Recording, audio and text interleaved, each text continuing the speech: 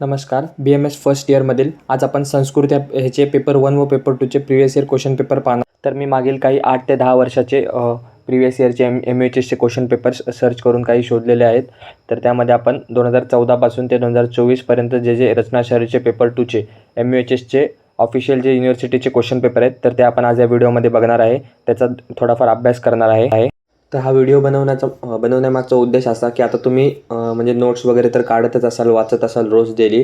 तर ते वाचत असताना तुम्हाला कोणता प्रश्न वाचायचा, कोणता स्किप करायचा, कोणता पार्ट जास्त वाचायचा, कोणता जरा MCQच्या दृष्टीने वाचायचा, हे समजण्यासाठी हे तुम्हाला previous year question paper important असतात.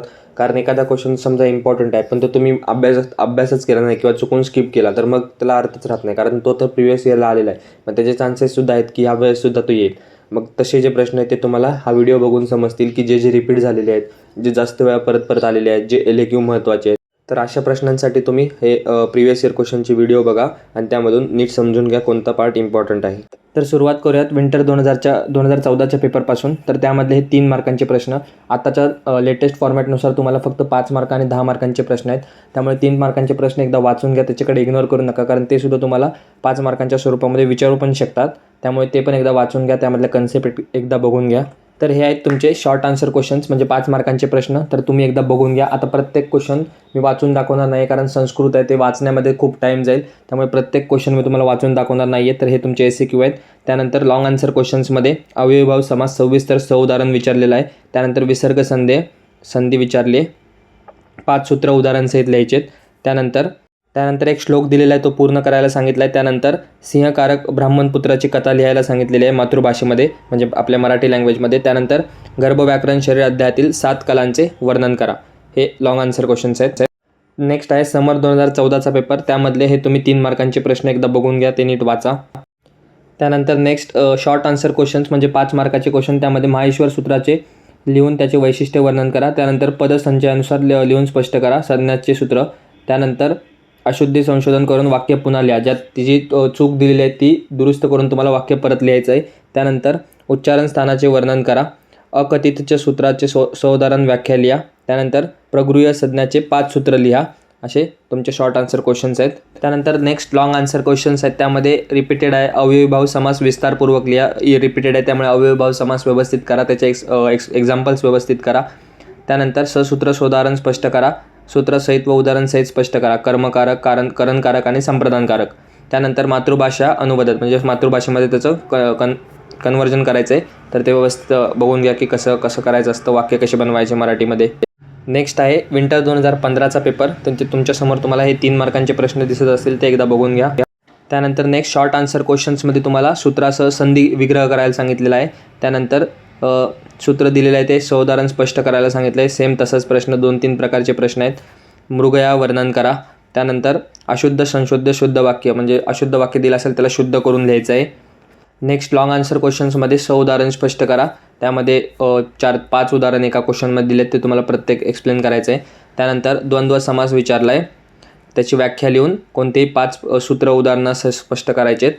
त्यानंतर रोगारोग्य विज्ञान या अध्यायाचा सारांश लिहायचा आहे. त्यानंतर सिंहकारक ब्राह्मणपुत्र कथा, तर ही कथा व्यवस्थित करून ठेवा, कारण ती मागच्या एका पेपरमध्ये सुद्धा विचारली होती. तसंच सप्तविध कलासुद्धा विचारतात. तर हे जे रिपीटेड क्वेश्चन्स आहेत, तर अशा संस्कृतसारख्या विषयामध्ये प्रिवियस इयर क्वेश्चन खूप महत्त्वाचे असतात. जे क्वेश्चन्स पडत आहेत रिपीटेडली, ते आधी जास्त फोकस करा, ते व्यवस्थित स्टडी करा. त्यानंतर नेक्स्ट आहे समर 2016चा पेपर.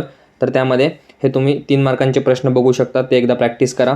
त्यानंतर नेक्स्ट आहे शॉर्ट आन्सर क्वेश्चन्स. त्यामध्ये अपादानकारक, पंचमी उपद्विभक्ती लिहा. त्यानंतर षष्टी शेषे, अभ्यंतर प्रयत्न, त्यानंतर सप्तर स्नानानी, त्यानंतर अश्विनी कुमार वर्णन करायचं.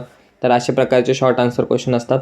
लॉंग आन्सर क्वेश्चन्समध्ये तुम्हाला चिकित्सा महात्म्य विज्ञानम अध्याय सविस्तर वर्णन करायला सांगितलं आहे. त्यानंतर विसर्ग संधी केशामी पंचसूत्रांनी वर्णयत. विसर्ग संधीमधील कोणतेही 5 सूत्र तुम्हाला सांगायचे आहेत. म्हणजे असंच विचारतात, एखादी संधी त्याच्यामधले त्याची व्याख्या लिहून कोणतेही 5 सूत्र लिहा. त्यानंतर बघा अव्ययीभाव समाससुद्धा परत रिपीट झालेला आहे, त्याचे 5 सूत्र विचारलेत. त्यानंतर गर्भव्याकरण शरीर अध्यायातील 7 कलांचे वर्णन करा. कला वारंवार येत आहे. सिंहकारक ब्राह्मणपुत्र कथासुद्धा येते. तर ते व्यवस्थित एकदा बघूनच घ्या तुम्ही की काय आहे ते. त्यानंतर विंटर 2017च्या पेपरमधले हे तुम्ही 3 मार्कांचे प्रश्न बघून घ्या. त्यानंतर शॉर्ट आन्सर क्वेश्चन्समध्ये तुम्हाला काय विचारलं आहे की तिथे श्लोक दिलेले आहेत, ते तुम्हाला एक्सप्लेन करायचे आहेत किंवा त्याचा सारांश लिहायचा आहे. त्यानंतर नेक्स्ट आहे त्यामध्ये हंसोदक वर्णन करा, त्यानंतर कर्मकारक स्पष्ट करा, उच्चारण स्थान आणि लिखित उच्चारण स्थान लिहायचे आहेत. त्यानंतर काय एक्झाम म्हणजे वाक्य दिलेले आहेत ते तुम्हाला अशुद्ध शोधून त्याला शुद्ध करायचं आहे. त्यानंतर लॉंग आन्सर क्वेश्चन्स आहेत. त्यामध्ये इको यनची आदगुण स्तोस्तुनाश्चू खरीच हे सर्व संधिसूत्रांनी उदाहरण स्पष्ट करायचे आहेत. संधिसूत्र उदाहरणासह पूर्ण करायचे. त्यानंतर व्याधिकरण तत्पुरुष समास स्पष्ट करा.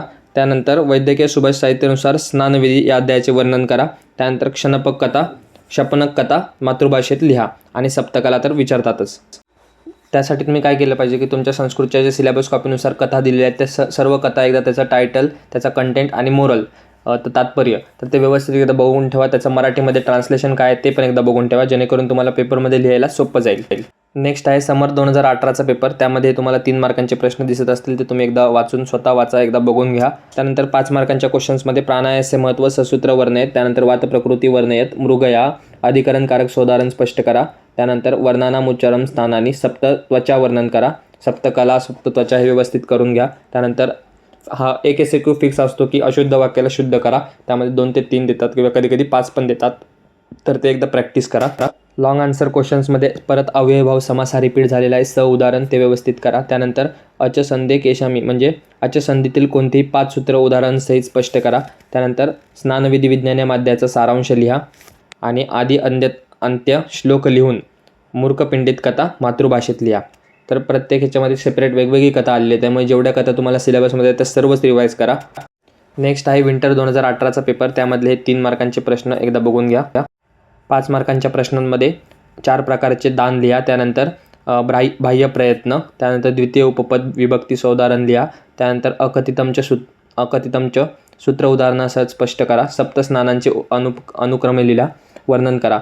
चरक व सुश्रुत संहितेचा सूत्रासहित महत्त्व लिहा आणि वर्णानाम उच्चारण स्थानानी ते वर्णन करा.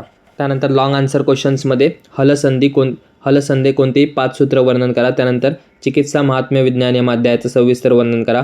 द्वंद्व समासाची व्याख्या लिहून कोणतेही 5 सूत्र उदाहरणासहित स्पष्ट करा. त्यानंतर ते एक श्लोक दिलेला आहे, त्या ब्राह्मण नकुली कथा तुम्हाला मातृभाषेमध्ये लिहायची आहे. किंवा दुसरी गर्भ व्याकरण शरीर अध्यायातील 7 कलांचे वर्णन करा. नेक्स्ट आहे समर 2020चा पेपर. त्यामध्ये हे 3 मार्कांचे प्रश्न आहेत, एकदा बघून घ्या.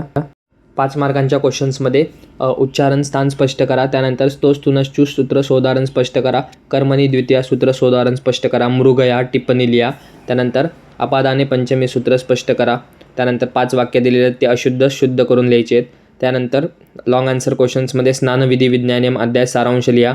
तर आत्तापर्यंत आपण जेवढे पेपर बघितले त्यात तुम्हाला सारखं माझ्या तोंडातून एक क्वेश्चन दिसत असतील, 4-5 क्वेश्चन रिपीटेड होत असतील, तर त्याच्यावर जास्त फोकस करा. पासिंगसाठी ते तुम्हाला खूप इम्पॉर्टंट ठरेल. स्नानविधी विज्ञानियम अध्याय सारांश लिहा. त्यानंतर जे संधी दिले आहेत त्यांचं सूत्रासह उदाहरण स्पष्ट करायचं आहे. त्यानंतर तत्पुरुष समास उदाहरणासह स्पष्ट करा. त्यानंतर लोभाविष्टक चक्रधर कथा मातृभाषेत लिहा आणि सप्तत्वचा. त्यानंतर नेक्स्ट समर 2023चा पेपर आहे. आता इथे 5 मार्क आणि 10 मार्कांचे क्वेश्चन्स आहेत फक्त. त्यामध्ये 5 मार्कांच्या क्वेश्चनमध्ये अधोदत्तानाम पदानाम संधी चित्वा योजिते संधीचं भेद करून लिहायचं आहे. त्यामध्ये 5 संध्या दिल्या आहेत, त्याला व्यवस्थित सोडवायचे आहेत. त्यानंतर नेक्स्ट दिलेलं आहे वाक्य पूर्ण करायचं आहे. योग्य रिक्त स्थान पुरेत अवयवपदे वापरून.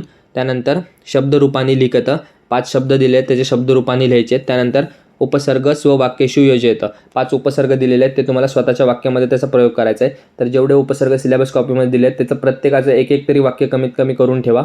त्यानंतर अधोदत्ते वाक्येषु योजयत म्हणजे तुम्हाला एक संधी दिली आहे, त्याचा शब्द तयार करून ते तुम्हाला वाक्यात उपयोग करायचा आहे. त्यानंतर धातुरूपानी वर्णयत 5 शब्द दिले आहेत, ते धातुरूपानी लिहायचं आहे.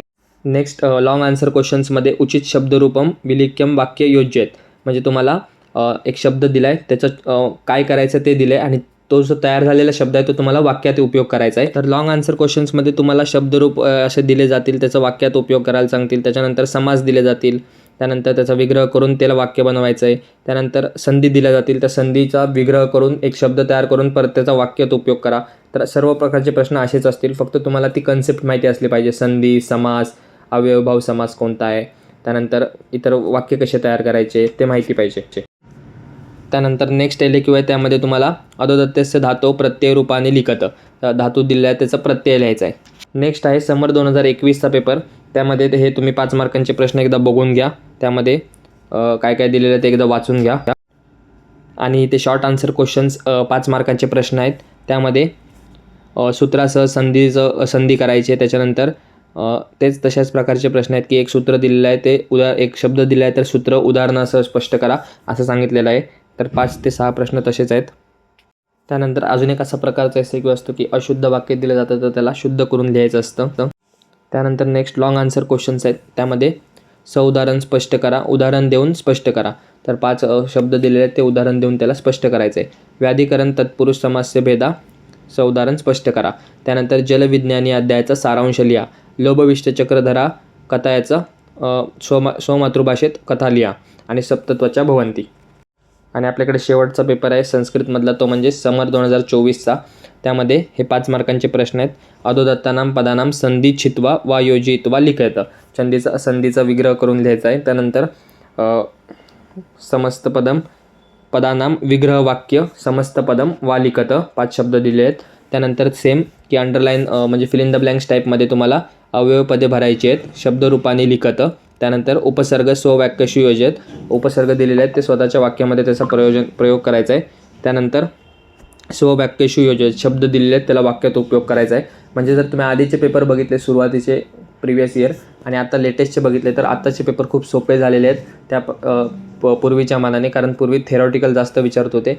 आता तुम्हाला जर एक्झाम्पल वगैरे अशा गोष्टी माहिती असतील तर तुम्ही पेपर व्यवस्थित सोडवू शकता. त्यानंतर नेक्स्ट आहे लॉंग आन्सर क्वेश्चन्स. तर त्यामध्ये उचित शब्दरूपम विलिख्य वाक्य योजित. तेच एक शब्द दिलेला आहे त्याचं काय करायचं दिलं आहे आणि तयार झालेला शब्द तुम्हाला वाक्यात उपयोग करायचा आहे. तर पॅटर्न हा सेम आहे. पेपर खूप म्हणजे बऱ्यापैकी इझी लेवलचे असतात. फक्त तुम्हाला जे पेपरमधल्या कन्सेप्ट्स आहेत त्या माहिती पाहिजे की कसं कोणते कन्सेप्ट कुठे अप्लाय करायच्या आणि वाक्य कसे बनवायचे किंवा ट्रान्सलेट कसं करायचं एवढ्या गोष्टी तुम्हाला माहिती पाहिजेत. तर संस्कृतच्या पेपरमध्ये जास्त प्रिव्हियस इयरमध्ये काय एक्सप्लेन करण्यासारखं नव्हतं, तरी पण आपण बाकीच्या विषयाचे प्रिव्हियस इयर क्वेश्चन बनवले आहेत. त्यासाठी मी संस्कृतचे सुद्धा प्रिव्हियस इयर क्वेश्चन बनवले आहेत. तर तुम्हाला जर व्हिडिओ समजला नसेल तर कमीत कमी त्यामध्ये जे क्वेश्चन आहेत जे मी बोलले ते समजलं नसेल तर कमीत कमी जे क्वेश्चन दिलेले आहेत ते एकदा तुम्ही बघून घ्या. ते प्रॅक्टिस करा. कथा असतील तर कथा बघा, समास, संधी, त्यानंतर अवयव ते व्यवस्थित प्रॅक्टिस करा. हा जर व्हिडिओ तुम्हाला आवडला असेल तर व्हिडिओला लाईक करा, चॅनलला सबस्क्राईब करा, तुमच्या इतर मित्रांमध्ये शेअर करा. आपण भेटूया पुन्हा लवकरच अशाच एका नवीन व्हिडिओमध्ये नवीन टॉपिकसोबत. धन्यवाद. So guys, subscribe Ayurveda essence for more such videos. You will get all hand written notes here.